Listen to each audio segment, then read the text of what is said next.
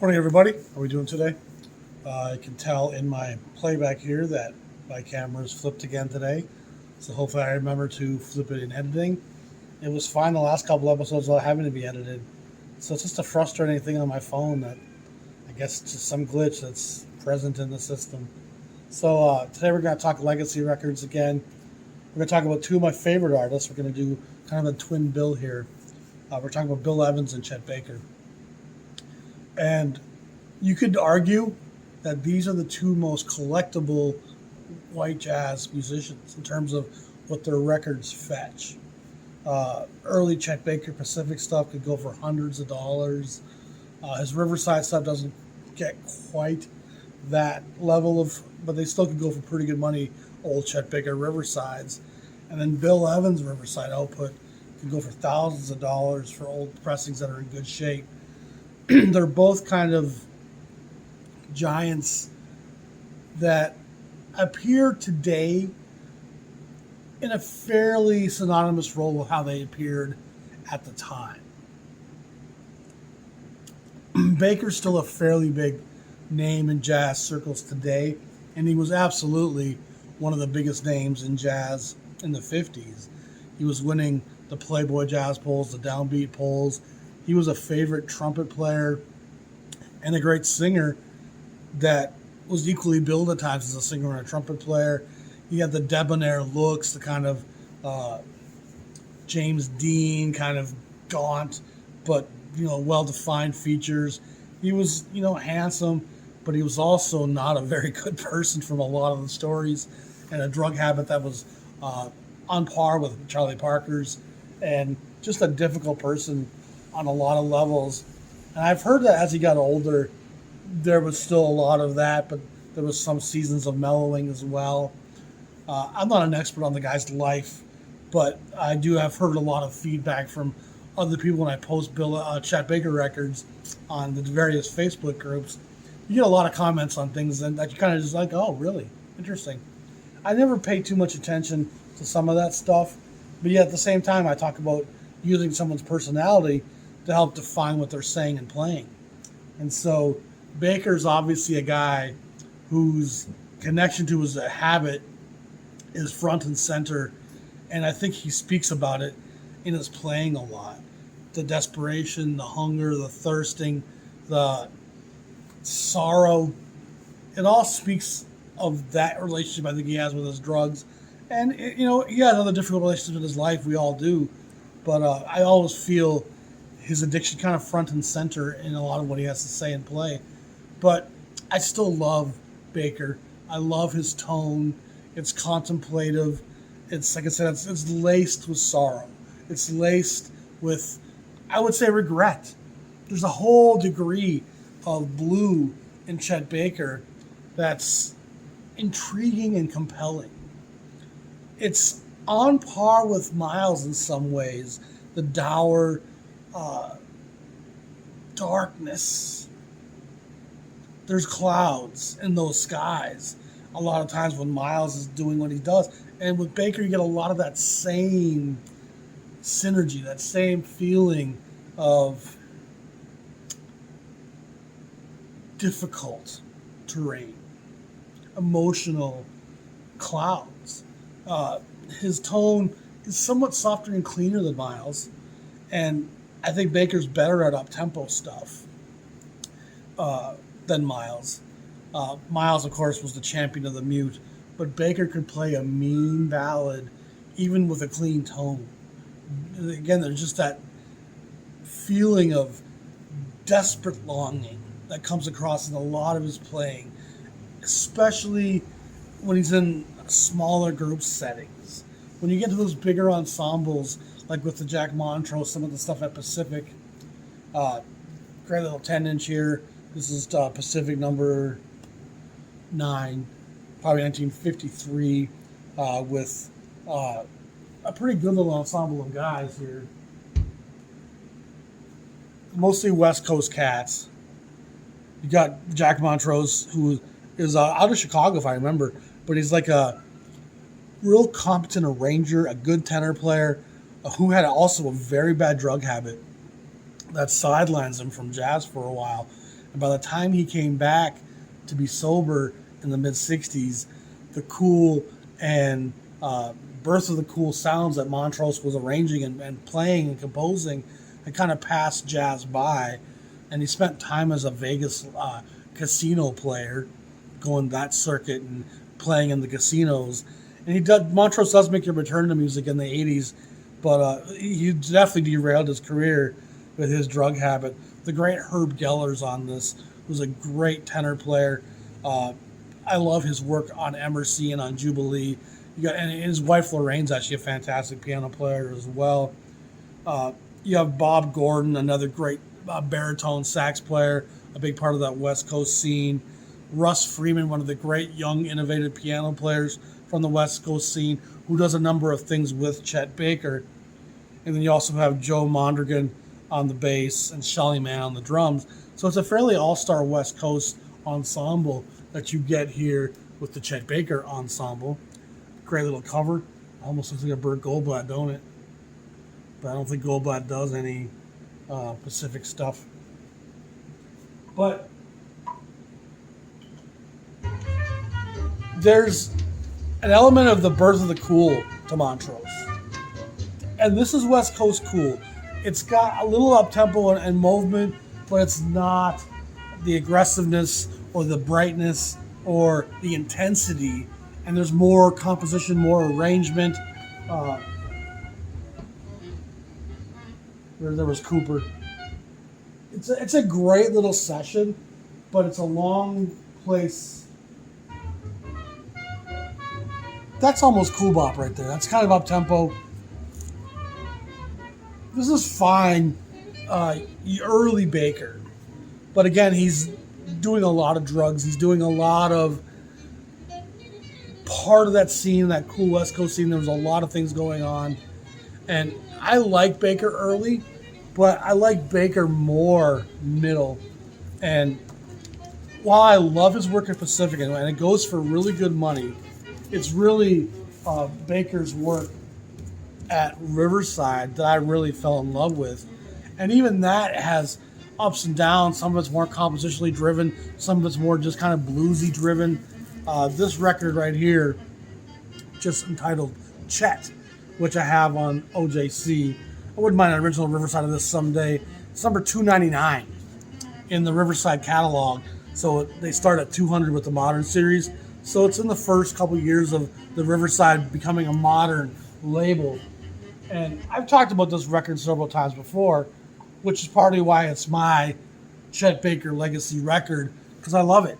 And I don't think that loving it's always the definition of legacy, but sometimes you have to use some mile marker. And he has a lot of great material, Chet. And he had some times in jail. He comes back, makes some good recordings live for Prestige in the mid to late 60s. He continues to be recording for decades. He's quite a prolific guy. But it's this song right here in particular, which features Bill Evans. And there's the elegance of Evans right off the bat. It's called Alone Together, a standard that we see in a lot of jazz circles and places. But Pepper Adams on this, that's it. See that melancholy? There's some syrup in that gumbo.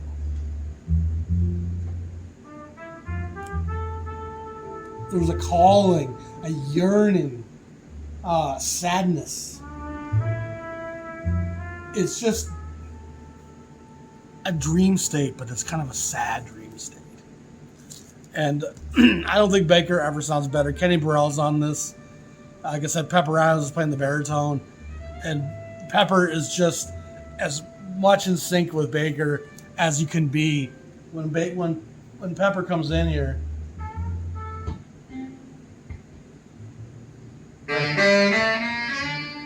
yeah. And of course the baritone sax has that rich, full timbre of that low tonality below the tenor. And so it's got that real rich, thick, gravelly, hefty tone that just gives a little oomph to what Pepper Adams is having to say. I used to drive Uber and Lyft for a while when I wasn't getting a lot of DJ work in the cities. And I would put the CD on repeat, and it there's a CD out there that compiles this with some other Chet Baker, Bill Evans stuff, and they make it into one disc. I think it's from the Lerner Lowe record, if I remember. Baker and Chet Baker and Bill Evans together is pretty fantastic. Again, there's the counter melody there by the baritone. It's one of my favorite songs. It's one of my favorite songs in the world, Alone Together. But the whole record has a great resonance to it, and I think it's a great place to start with Chet Baker. It's modern, and it's something our ears are comfortable with. If I'm honest, the earlier Baker Pacific stuff, it's got a lot of Birth of the Cool sounding tones. It's got a whole lot more composition to it. Jack Montrose is there conducting and arranging the sounds and the counter melodies. This feels very organic and just rooted in some people feeling their way through a song. And that's always the music I relate with the most. My feelings about Birth of the Cool have diminished over the years. It's not nearly as great as some reviewers tend to think. It's got a lot of medieval sounds to it, European tonalities to it, the Baroque, and just it's got some weird, not North American Black experience sounds to it at all. The Birth of the Cool, and of course that's part of what Mulligan and Conitz and those guys were trying to do, was to create a blending of some different sounds besides just blues and swing. Thus, the Birth of the Cool. But I like Baker's early work, and it's very important, but it's overpriced. You're going to pay a lot for Baker's early 10 inches or Baker's early Pacific titles. They are a lot, quite often in print, the 10 to 12 inch stuff, so you can get it for that price. And I would recommend buying those Pacific titles for $12-15 and no more. Find a good cheap pressing of Chet Baker and crew, and you're good to go. You don't need to spend $400 on an old Chet Baker Pacific title. The Riverside stuff, I think, is a little bit more worth that kind of price. But again, the Baker Riverside stuff doesn't go for huge money. It goes for good money. And like I said, Baker and Evans are probably the two most expensive white jazz artists that I can think of. Mulligan should be up there, but his stuff doesn't go for that price at all. There's a few other guys that are maybe on the periphery of this. Stan Getz stuff does okay, but it's really Baker and Bill Evans stuff that fetches really good money. Next, I want to talk briefly about Bill Evans. And choosing Bill Evans' legacy record is another equally challenging thing to do. And one would like to include that great trio of his with Paul Motion and Scott LaFaro, and what a great group that was.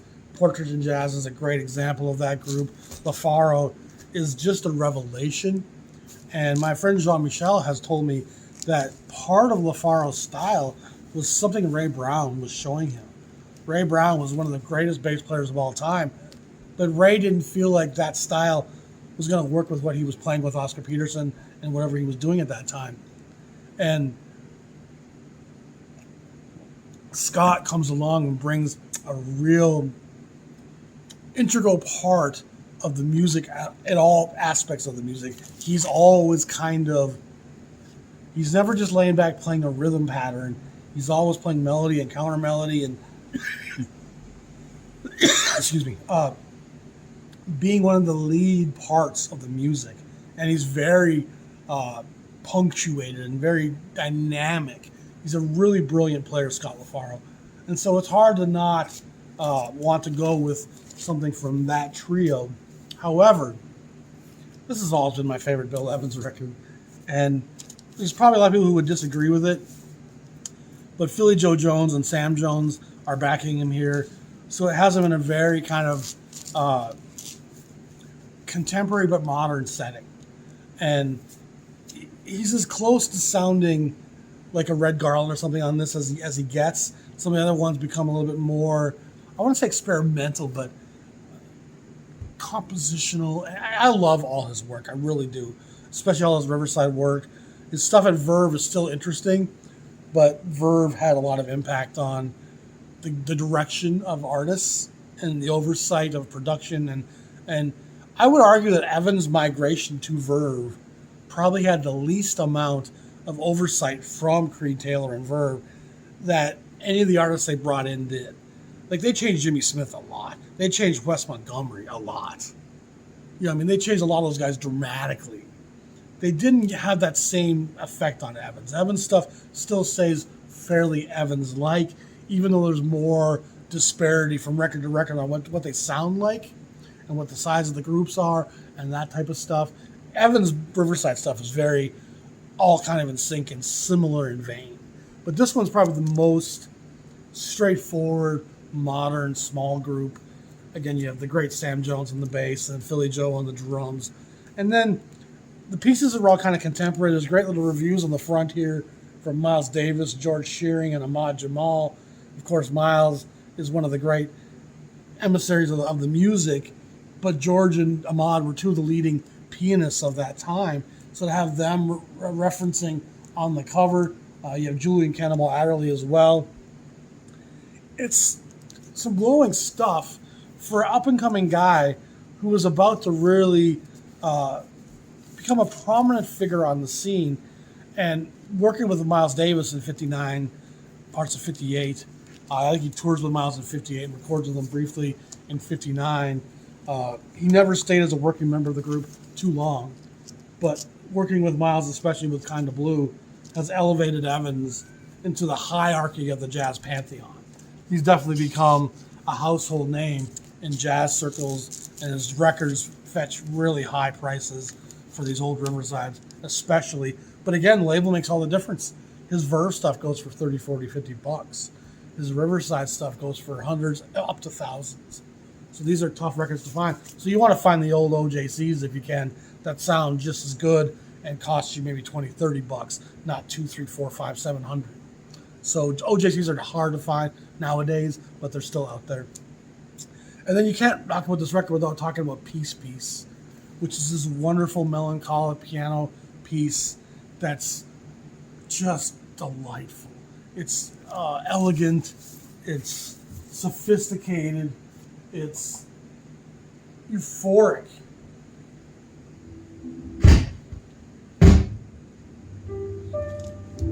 It's minimal.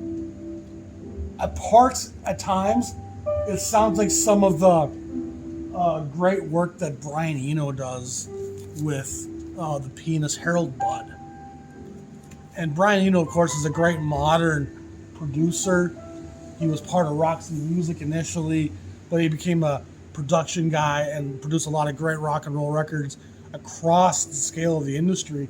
But he kind of also launched this ambient movement with his little Editions label in the 70s, music for airports, Ambient 1, 2, 3, and 4, music for the Apollo mission, the actual Apollo footage that they played on PBS. It was like music that Brian Eno composed that had this real minimal, and so he's really made some interesting ambient music that was kind of a term that they coined. And it's very minimal. There's even places where he's trying to make the synthesizer almost think for itself. He does work with John Hossel, this trumpet player, that they treat the trumpet, and it's got this real cerebral siren call of a lonely swamp bird. John Hossel's records with are just these moody, swampy pieces of dense atmospheric humidity. Like, it's very aquatic and wetland sounding. I love his work with John Hossel. But Harold Budd's a piano player, and Eno and Budd do some very minimalist stuff with the piano just giving minimal addition that's comparable to what he's doing here on Peace Piece. And I was familiar with the Budd Eno stuff going back into the 90s when I was exploring all the different facets of the history of rock and electronic music and pop. And Eno makes some pretty interesting stuff. So hearing Peace Piece, it really fits in a very modern lexicon and is much broader than just, it's not really a jazz piece, if I'm honest. It doesn't really swing. It's not really rooted in the blues. It's rooted in minimalism and melancholic melody with some harmonic overtones. It's really a beautiful thing. And you should check out Harold Budd and Brian Eno if you like Peace Peace. You'll hear the echoes in that completely. And if you want to hear some cool stuff, check out the Brian Eno with John Hossel, some of that trumpet player stuff that they do. Honestly, all the ambient Eno stuff from 74 through about 1980, it's pretty interesting stuff. And it's not stuff that you could find very easily on vinyl. It's out there, but it was tough to collect 20 years ago. And so it's probably pretty tough to come by nowadays. So Chet Baker, great player, a great drug habit with a great melancholic sorrow that I think his Riverside material is really outstanding. His later material is really great too. Not Art Pepper great. Pepper probably makes his best stuff later in his career in some ways. But Chet's a real enigma.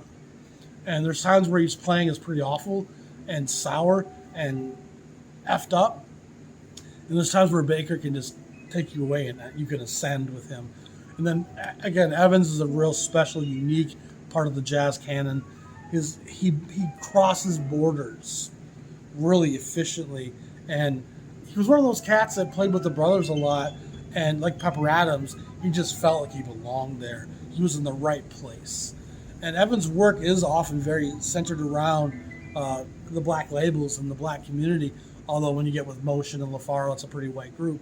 But he grew up in a lot of those circles in New Jersey. So Evans had a really sad childhood. He was, I think, raised by his aunt, and there was a lot of abuse. His father was an alcoholic. He was always trying to earn his father's love and respect, from what I remember, and he never really got it, and he was forced into growing up at a very young age. And so it gave him a kind of a depth and a pain that really comes across in his music. So if you want a great place to start with Bill Evans, and you can get deeper into Evans than this. This is a very easy, accessible place to start, which is why I think it's his legacy piece. There's stuff that comes later where he's working at Riverside with bigger groups. I think Freddie Hubbard works with him on one record, which is quite a departure from what he's doing up with his trio. I would definitely say go with his trio work before you get into his bigger stuff. He's the kind of guy that needs the room in a trio to really expand on his ideas. So you gotta love Bill Evans, super important part of the jazz story. You gotta love Chet Baker, again, just a real part of the story. And I would argue the two most collectible white jazz artists. And it's something I've thought about numerous times. I've discussed it a little bit here and there. But I'd be curious to think who else you think is in that mix. I spent a lot of years shopping for records. And most of the white cats out there, records don't fetch big money, in part because most of them had better distribution as well. You can't not factor that in. When you have your records on Pacific and Contemporary, they probably sold 3 or 4 times what a record on Blue Note or Savoy or Prestige would sell. So you're just having more copies out there for people to still collect, which also keeps the price in the market deflated.